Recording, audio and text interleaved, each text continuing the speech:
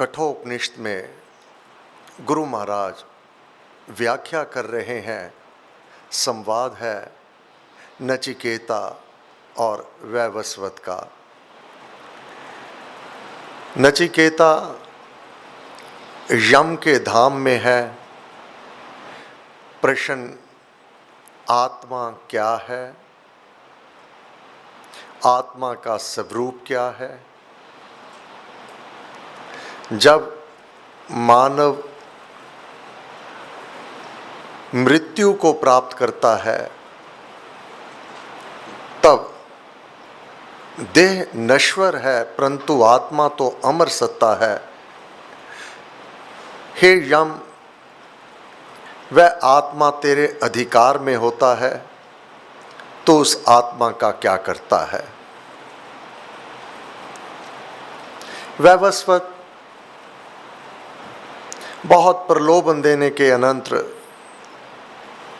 जब नचिकेता को अधिकारी जाना, अब आत्मा के प्रति वर्णन कर रहे हैं। अकेली आत्मा ही नहीं, इस आत्मा के दर्शन और प्राप्ति की उत्कंठा तुझे उस परमात्मा तक ले जावेगी। अकेली आत्मा ही नहीं, आत्मा परमात्मा तू दोनों को जान लेगा, क्योंकि आत्मा उसी परमात्मा का एक अंश है। आत्मा को जान लेना परमात्मा को जानने में, समझने में अति सुगम हो जाता है। वैवस्वत तीसरी वल्ली के 13वें श्लोक में वर्णन कर चुके कि साधक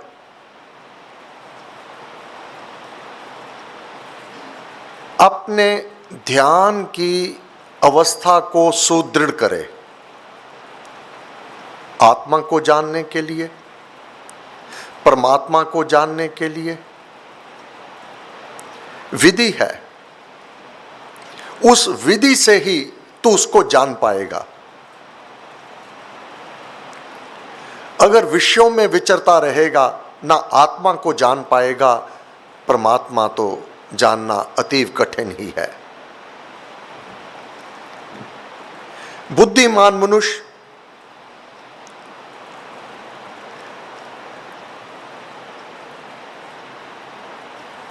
अपने अंगों को, मन को, वाणी को नाम में रोके।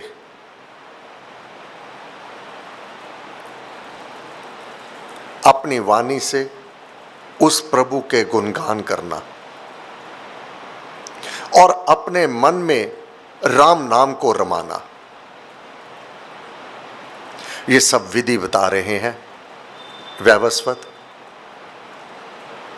उस आत्मा को जानने के लिए और परमात्मा को जानने के लिए अपनी इंद्रियों को, अपनी वाणी को मन में, मन सहित बुद्धि में रोके पे इनसे मुझे कार्य क्या लेना है, क्या करना था, क्यों आया है, क्या पाना था, क्या पाया है, ये बुद्धि से सुगमता से ज्ञान हो जाता है। अगर सात्विक बुद्धि होगी तो वह तुरंत बताती रहेगी कि यहाँ तेरी त्रुटि है, यहाँ तुझे अपने अंदर परिवर्तन लाने की आवश्यकता है। ये बुद्धि बताती है, सात्विक बुद्धि। मलिन बुद्धि बुराई को बुराई समझती ही नहीं, अच्छाई उसे अच्छी नहीं लगती। विपरीत कर्म करने में उसकी रुचि होगी, वह वैसी ही युक्ति देगा। मन और तन दोनों वह बुरे कर्मों में सदैव लगा रहेगा। अगर मलिन बुद्धि होगी। आज के पाठ में चौथी वल्ली दूसरे श्लोक में यही वैवस्वत कह रहे हैं, गुरु महाराज लिख रहे हैं। जो जन मूढ़ हैं वे बाहर के विषयों में रहते हैं, विषय वासना में ही फंसे रहते हैं। वे लोग काल के विशाल जाल में फंस जाते हैं। काल के विशाल जाल में फंस जाते हैं। और धीरजन परम धाम मोक्ष को जानकर अनित्य नाशवान जगत में अनिश्चल पदार्थों में निश्चल हरि धाम की इच्छा तथा कामना करते हैं। इस जगत में कुछ भी स्थिर नहीं है, अनिश्चल है, निश्चित नहीं है। घटना बढ़ना इसमें चलता रहेगा, बनना बिगड़ना बनता रहेगा। जो सात्विक बुद्धि वाला है इस अनिश्चित पदार्थों में भी इनमें विचरता हुआ, इनमें रहता हुआ उस निश्चल धाम को, अटल सबसे पुरातन एक समान जो बना रहता है, इस अनिश्चित पदार्थों में भी रहता हुआ, विचरता हुआ अपनी बुद्धि को स्थिर करके उस निश्चल हरि धाम की इच्छा तथा कामना नहीं करते। कौन नहीं करते? जो मूढ़ जन है, वह इन्हीं में विचरते रहते हैं। और बुद्धिमान मनुष्य इस दोनों, जो मूढ़ हैं और बुद्धिमान है, दोनों के लिए संसार एक सा है। एक समय में ही सूर्य उदय होता है, एक समय में ही अस्त होता है। सभी ऋतु परिवर्तन दोनों के लिए, मूढ़ जन के लिए और बुद्धिमान जन के लिए एक सा है। अब महामारी फैली हुई है, मूढ़ जन के लिए भी है और जो बुद्धिमान है उसके लिए भी है। यह अनिश्चल परिस्थिति में भी जो बुद्धिमान है वह उस परम पद की प्राप्ति के लिए प्रयत्न करता रहता है। ये बाहर के परिवर्तन उसको चलायमान नहीं करते। और मूढ़ जन इन अनिश्चल में ही, दुख में, कष्ट में, धैर्यहीन, विचलित हुए, वह केवल इसमें ही विचरते रहते हैं, उस परम धाम की कामना तक भी नहीं करते। उनके भाव ही नहीं ऐसे बनते।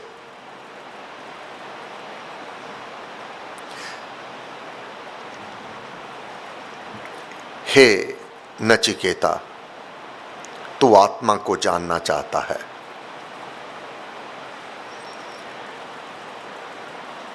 जो मूढ़ जन है वह अपनी इंद्रियों से इस आत्मा को नहीं देख सकते।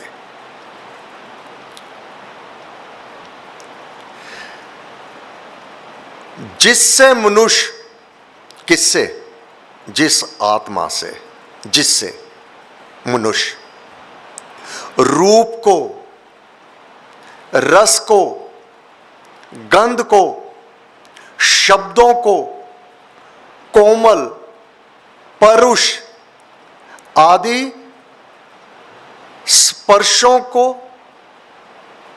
और इष्ट मित्रों के मिलापों को जानता है, सो इसी आत्मा से ही जानता है।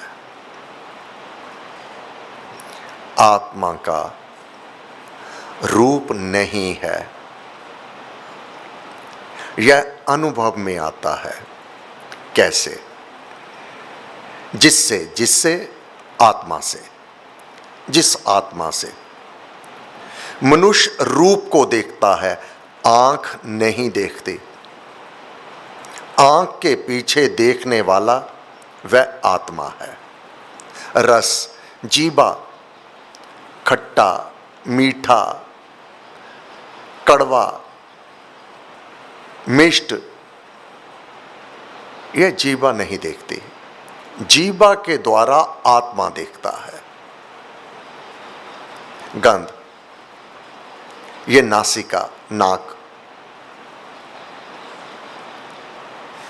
बुरी गंध अथवा मीठी गंध, ये नासिका केवल माध्यम है जानने का उस आत्मा को।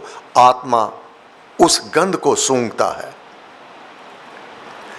कान शब्दों को नहीं सुनता। कानों के द्वारा आत्मा सुनता है।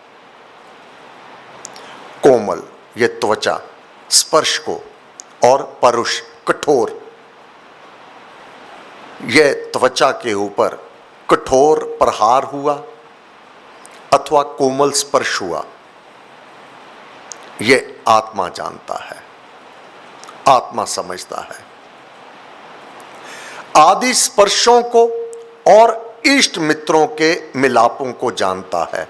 हम सब एक दूसरे को जो देख रहे हैं, मिल रहे हैं, जान रहे हैं, ये आत्मा के कारण है। बहुत बार उदाहरण दिया। मृत देह में ये सारी इंद्रियां लगी हुई हैं। अब आंख क्यों नहीं देखती? कान क्यों नहीं सुनते? त्वचा कोमल स्पर्श को अथवा कठोर आघात को क्यों नहीं अनुभव करता? यहां वैवस्वत आत्मा का स्वरूप वर्णन कर रहे हैं। उसका अपना रूप कुछ भी नहीं है।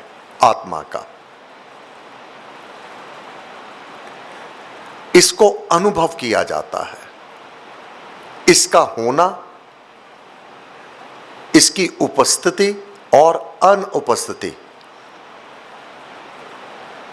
अगर तो देह काम कर रही है, आंख देख रही है, मुख बोल रहा है, स्वाद चख रहा है, और आघात कोमल अथवा जो कठोर प्रहार है उससे पीड़ा को अथवा सुखद अनुभव कर रहा है, तात्पर्य आत्मा इस देह में है। अगर देह में कोई भी हलचल नहीं है, बाहर के कोई प्रहार उस पर कोई असर नहीं कर रहे देह पर, इसलिए देह से आत्मा बाहर हो चुका है। हे नचिकेता, तू आत्मा को जानना चाहता है, एक तो आत्मा को तू इस प्रकार से जान सकता है।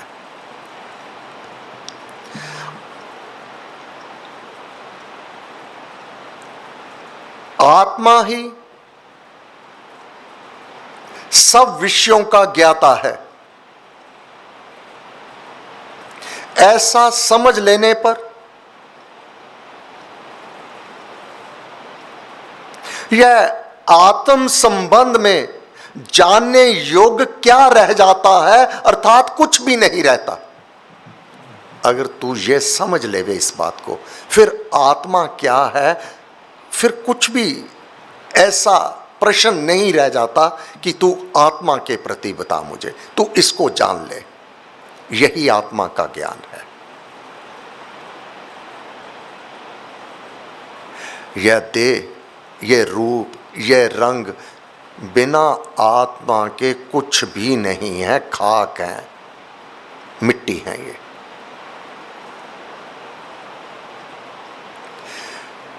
इन अंगों को, इस सुंदरता को संवारता है, जिसके कारण ये सुंदरता है, जिसके कारण ये अंग हैं, तो उस शक्ति को ही नहीं जानता है। यही तेरा अज्ञान है। ये रूप रंग, ये सब मिटने वाले हैं, अनित्य हैं। अनिश्चल हैं, उनमें नित्य पदार्थ आत्मा है, उसको तू नहीं जानता, वही मैं अब तुझे बता रहा हूं।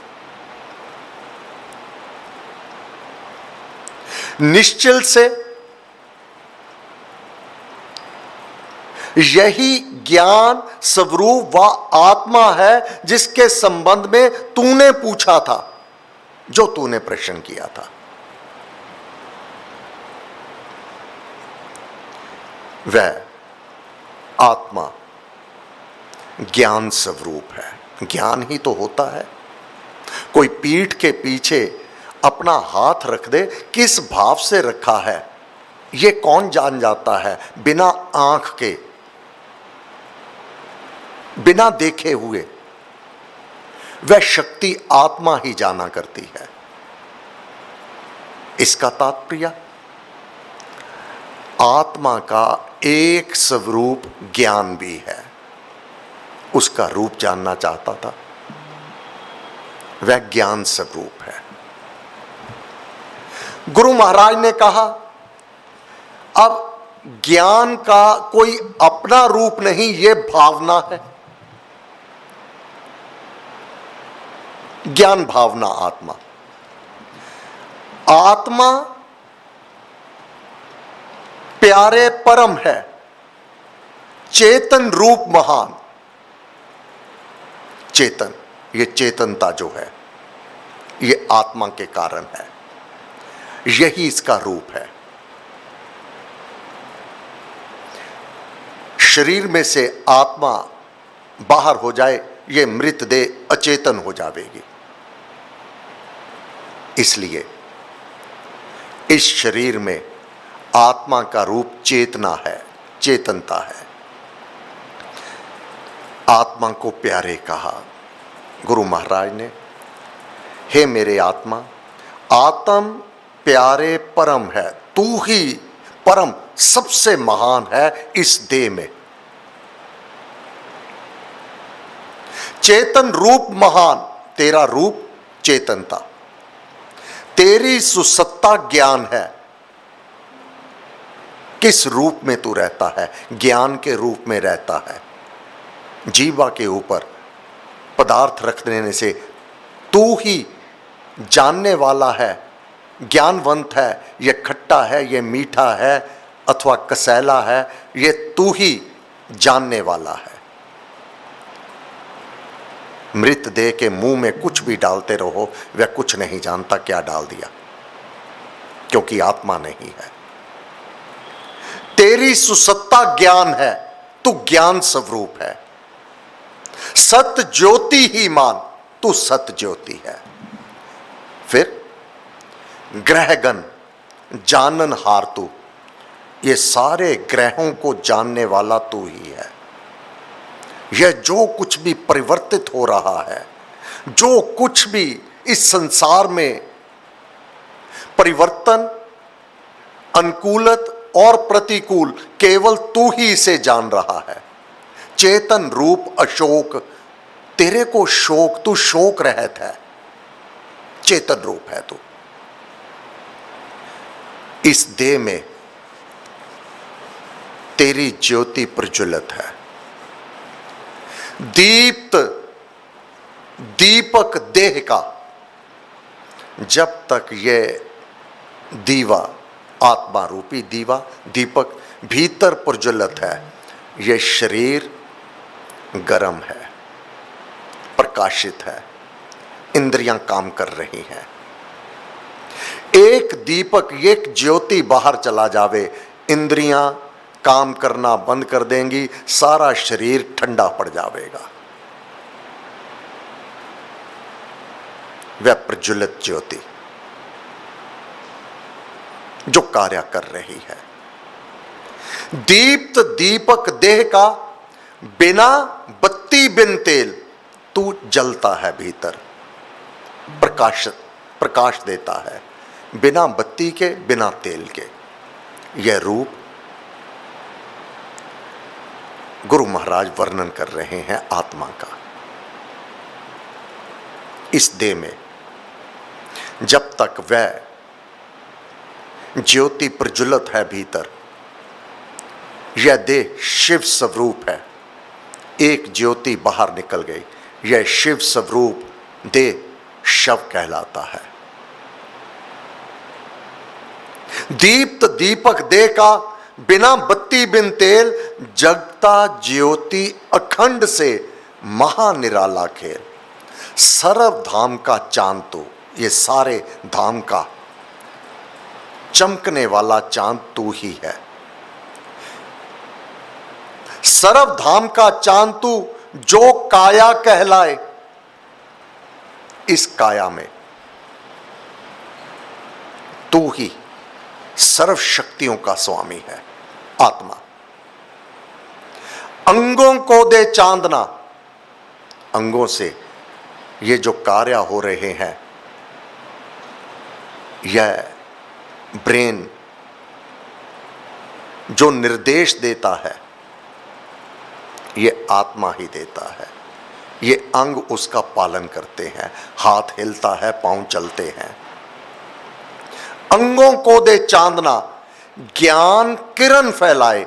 ज्ञान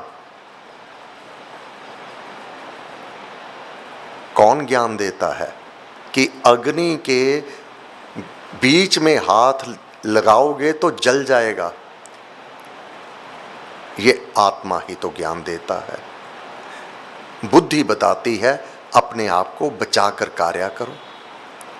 सूर्या सम स्वरूप में तू है रहित विकार, चिंतन कर चिद रूप है अपना आप विचार। हे मेरे आत्मा, तू अपना विचार कर। तू चिद रूप है, तू शुद्ध है, चैतन्य रूप है, चिन्मय है, परम ज्ञानी है। आत्मा की विशेषता, आत्मा ही मन बन जाता है।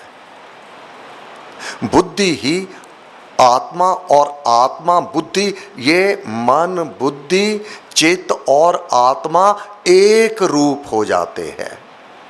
जब शुभ कर्म करते हो, जब पुण्य कर्म करते हो, जब जाप करते हो, जब ध्यान की विधि को समझने का प्रयत्न करते हो और समझ करके उस पर चलने के लिए ये बुद्धि, ये चेत, ये मन, ये इंद्रियां सभी एकाकार कर लेती है और मानव का कल्याण होने में कोई भी संशय नहीं रह जाता। हे गुरुदेव, आपको बार बार नमस्कार, नमस्कार, नमस्कार। सर्वशक्तिमते परमात्मने श्री रामाय नमः। सर्वशक्तिमते परमात्मने श्री रामाय नमः। सर्वशक्तिमते परमात्मने श्री रामाय नमः। सर्वशक्तिमते परमात्मने श्री रामाय नमः। सर्वशक्तिमते परमात्मने श्री रामाय नमः। सर्वशक्तिमते परमात्मने श्री रामाय नमः। सर्वशक्तिमते परमात्मने श्री रामाय नमः। सर्वशक्तिमते परमात्मने श्री रामाय नमः। सर्वशक्तिमते परमात्मने श्री रामाय नमः। सर्वशक्तिमते परमात्मने श्री रामाय नमः। सर्वशक्तिमते परमात्मने श्री रामाय नमः। सर्वशक्तिमते परमात्मने श्रीरामाय नमः। सर्वशक्तिमते परमात्मने श्रीरामाय नमः। सर्वशक्तिमते परमात्मने श्रीरामाय नमः। सर्वशक्तिमते परमात्मने श्रीरामाय नमः। सर्वशक्तिमते परमात्मने श्रीरामाय श्रीराम